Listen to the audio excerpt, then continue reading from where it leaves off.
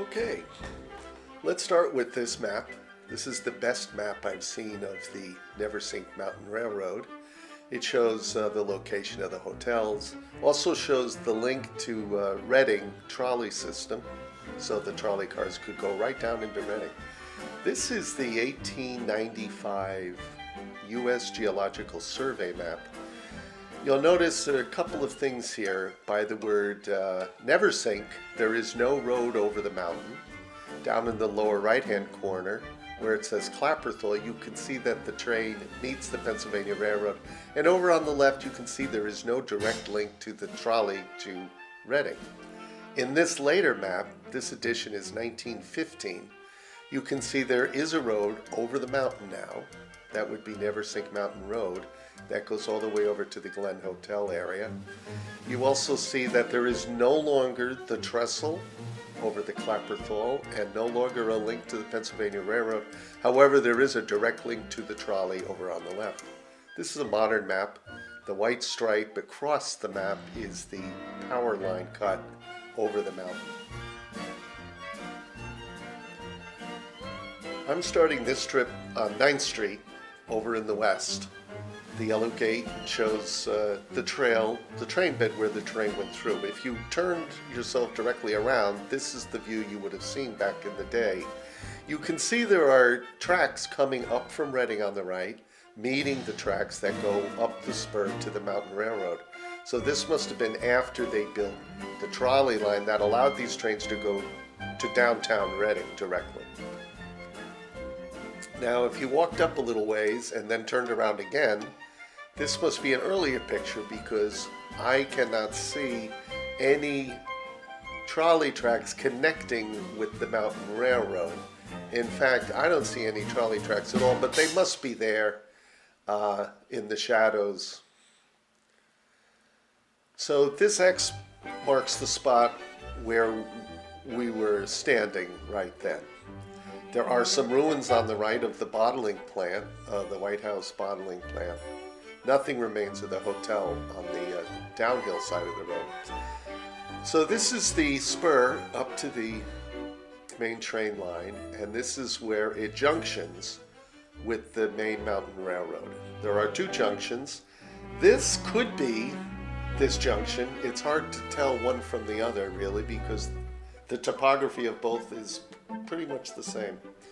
As we walk along the trail, as marked by the Neversink Mountain Conservancy, sometimes it leaves the train bed, sometimes it's just a mountain trail. At this point, we go left down this little grassy path, and we see some signage from the Conservancy.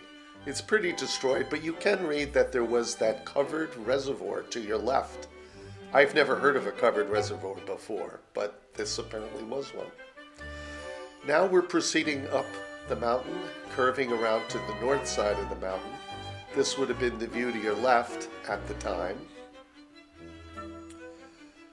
Eventually you're going to see rising up on the right up the hill is the inclined plane, which was a kind of cable car that took people up to the top of the mountain. This was here before the railroad, so when the railroad was built, it was built on a raised bed, and you can see at the red X there that it actually passed over the inclined plane. There's the path of the inclined plane up to the top of the mountain where it ended at the Highland House Hotel. Unfortunately, the land here is occupied by a private house, and the people in the house are not fans of sightseers, so we do not have access to this point. Also, unfortunately, of course, the hotel, like all the hotels on the mountain, is long gone.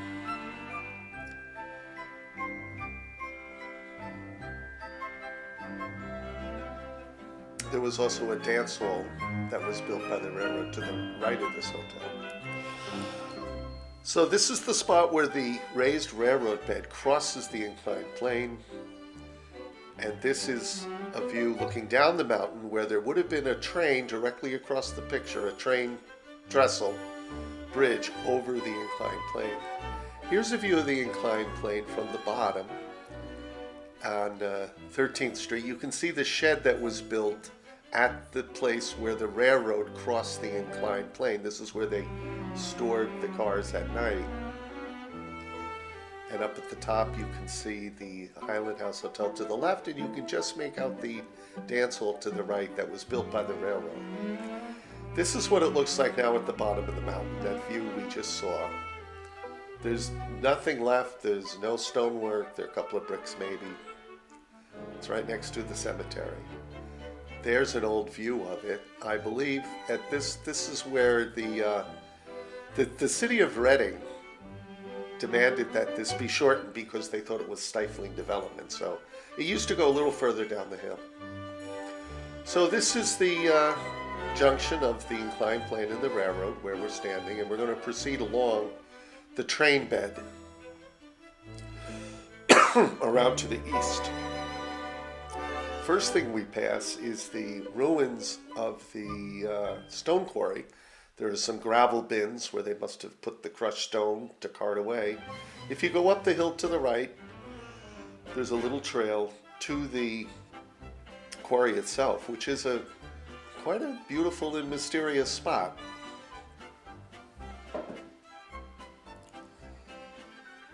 Now we'll continue along the train bed. You can see it's early morning from the shadows.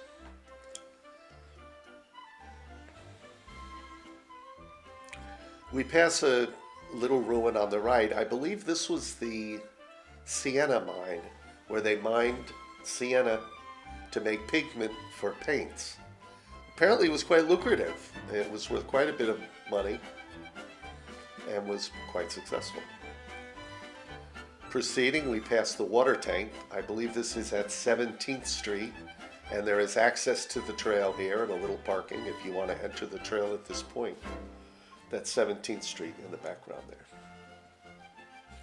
There's a couple of old lawnmowers, which I understand have been there for a number of years, and a house that has recently burned and is being restored or renovated.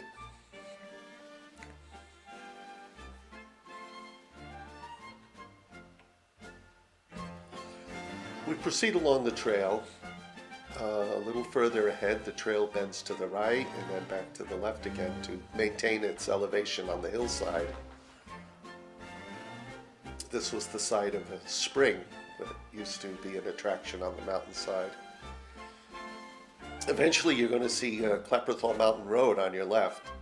The train bed is on the right and crosses the road. The yellow gate there is an old road going up the mountain to Witch's Hat, but we're going to go straight across and stay on the train bed. And we're at this point now, approaching the Neversink Mountain Hotel.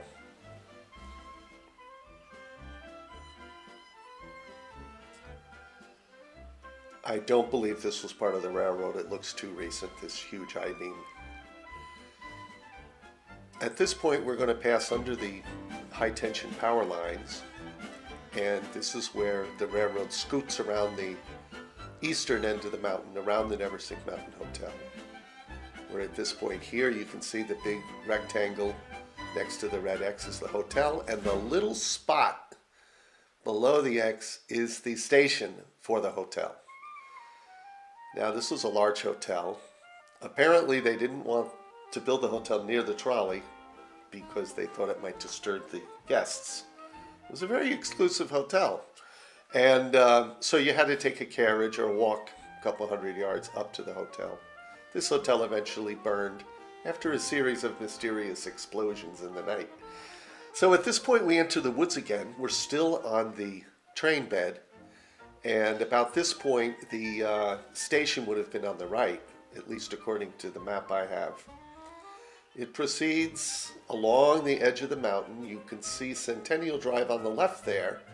The train bed, if you continue straight, almost follows Centennial Road, but you enter private property, so we're going to make a left here and take Centennial Road down to the east side. At about this point, we're leaving the train bed, which is owned by private land now. We're going to go down this road, which is not part of the train bed, and off to the right, just ahead, the trail descends fairly steeply down the side of the mountain. If you miss it, you'll see this sign, private property ahead. this road will pass the side of the Centennial Hotel. But we're going to go down the hill on this little trail, very well marked, a little bit steep. And the first thing we're going to encounter is the square concrete pond, as it's called, which was a reservoir to supply the hotels. And above the pond was the Centennial Hotel and the vineyards of the winemaker who founded the hotel. Here's a picture of it after the hotel had become a sanatorium. You can see the vineyards were still there on the side of the mountain, fairly extensive. Apparently he had many acres to grow grapes. Today, there's a lot of brambles here, thorns, bushes. I haven't seen any grapes. They must be gone. So we proceed on down the mountain on this mountain trail, and at one point in the distance on the right there, you can see a root cellar. So if you make a little right-hand detour up the mountain, you can access this root cellar. There are also some ruins of some houses. And when you get to the root cellar, you can see that someone has been doing some work on the face. They've been restoring the mortar between the rocks. And the inside is in pretty good shape. Must be a nice cool spot in the summer. Of course, I'm hiking in the winter. We proceed down the mountain. When we get to the boardwalk, there'll be some signage explaining some hotels in this area. And to the left would have been the Glen Hotel, which was really a bar. And it was one of the few establishments on the mountain that catered to working class people who would come out from Reading. We now enter Clapperthal Glen. Now this area, after the railroad closed, was accessible by that road that went over the mountain from 19th Street, and was also accessible from the east on a road through the woods. The Conservancy has built a couple of very nice bridges here with volunteer help going down into the Glen. At this point, if we went to the right, we would re-encounter the railroad bed, but we're going to go straight down the hill. This was the point where the Clapperthal Glen station was, or Clapperthal Park Station, I think it was called. At this point, in this ravine, there was a station, and there was a wooden trestle taking the railroad. You can just see it on the left there behind the trees. Took the railroad over this ravine. This station was open air because the trains only ran in the summer here. If you look to your left, you'll see the stone bases for the wooden trestle. And here's a great photo that's posted on the trail on some signage from the Conservancy. You can look at it. Here's my favorite picture. The train crossing the trestle with, I don't know, a couple conductors, a customer, and somebody's dog. And this next photo is of the Clapperthal Terminal, which is at one point at the hotel. This was the end of the railroad when they closed the trestle. So walking down the side of the mountain, we're going to pass the cemetery lake here, or pond. And if you look up to your right, you'll see the train bed proceeding across the high up on the mountain to the station, the Clapperthal station, where you could access the main trains from Philadelphia. If you walk along that train bed, you'll come to this point. Those aren't ruins. I think they're just cuts through the stone. But this is where the station would have been. I found no trace of it. You can see a freight train waiting there. But back on the little trail down to the Schuylkill River and under the tracks, we'll proceed. And it goes under a nice tunnel under the railroad.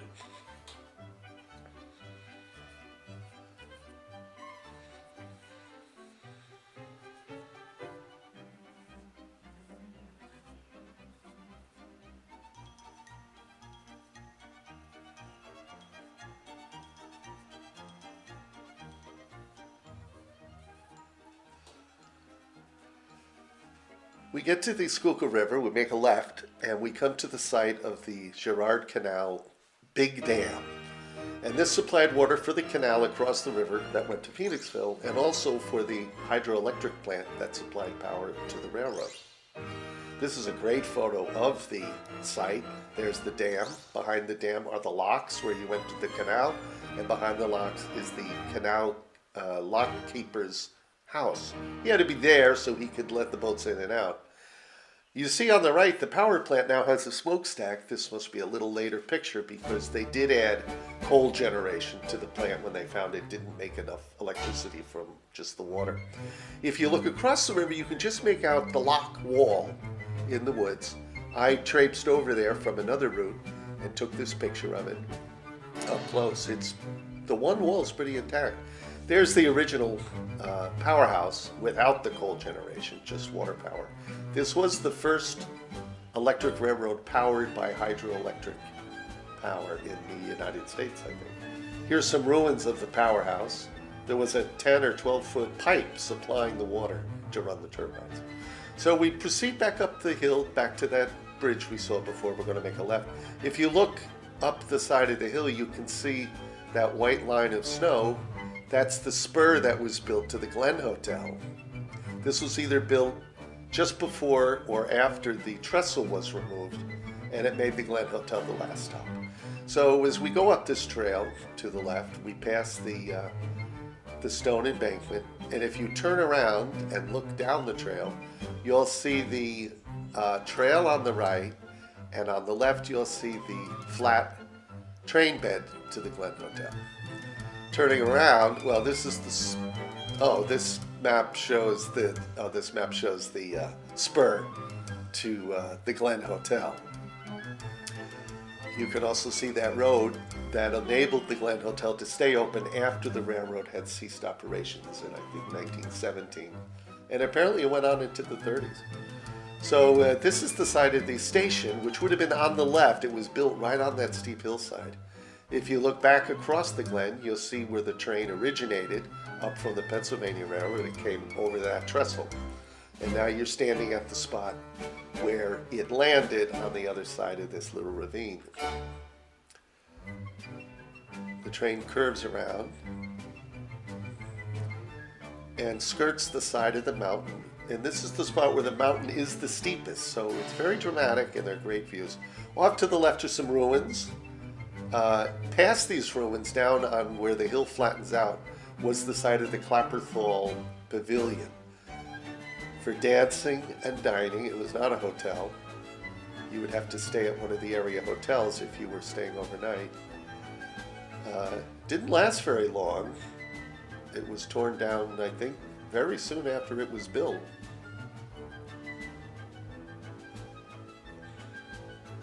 It was once a gathering of 10,000 people here. If you look at this picture, this is from the other side of the river, from the canal locks. Now, this looks like the pavilion is either being constructed or deconstructed. When it wasn't making any money, they took it apart, sold the pieces, and that was the end of it. But you can see the station on the hillside. Now you're entering the most picturesque part of this hike along the south side of the mountain. If you go in the winter, it's nice because the sun is shining. It is unseasonably warm for the day, and they're beautiful views.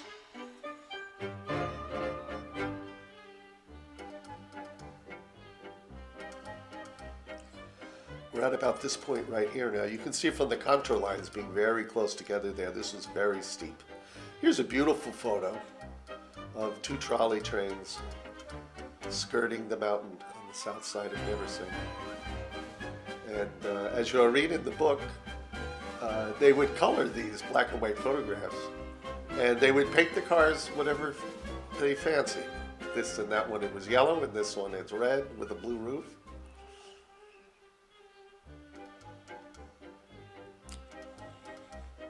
Here's one of the nice views. This is not actually Point Lookout, which was on that upper level of the railroad, which is closed to the public. But it's virtually the same view. I guess you're a little bit lower. Now in this photo on the left, in the river there, against that little island, you can see, just barely see the locks of the canal.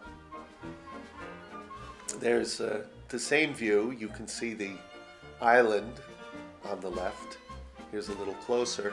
So dam would have been on the left where those rapids are. You can just barely see them, and the lock would have been on the right. So we proceed along. You go past this red gate, and we get to what I believe was called Clapperthal Junction. And here, the train would either go down the hill to the left or continue up the mountain to the right. And this could be the spot from the other side, looking the other way. But there were two junctions on the railroad, and they're pretty hard to tell apart, as I mentioned before. But this could have been it. I think it probably is. So we're at this point here at the junction. We're going to continue straight up the mountain. And we can go, if you follow this completely, you're going to come to the private property again. So this is the point where you would take a left down the hill, or you could take a right up the hill. But it's right here at the curve where the mountain goes around to the east. So we're going to follow it up a little bit as far as we can. There are a couple nice views. But then we'll go back to that trail that we saw going off to the left down the mountain. Because there's signage here that makes it clear they don't want you walking through here. So we go down this trail. It's pretty well marked.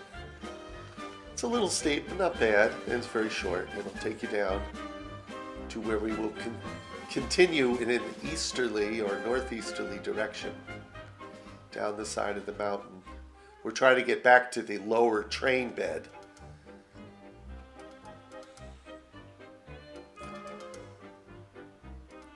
So this view here, we can see is almost exactly the view in this old postcard. And that train trestle there, I read, was destroyed by a train that was carrying a load, I guess, that was either too wide or too high, and it took the bridge, took the trestle down. So at this point, the trail goes very steeply down. But on the left, we can see the lower trail bed that takes us back to that 9th Street, the White House Hotel. So at the bottom here, this is showing the view to the right, where we would continue back where we started. But we're going to go to the left and see what's left of the lower, this was called the Clapperthal Short Line. And there's 9th Street to your right.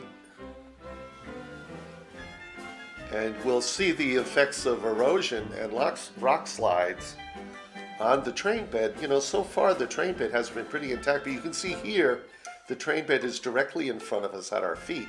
But then straight ahead there's nothing.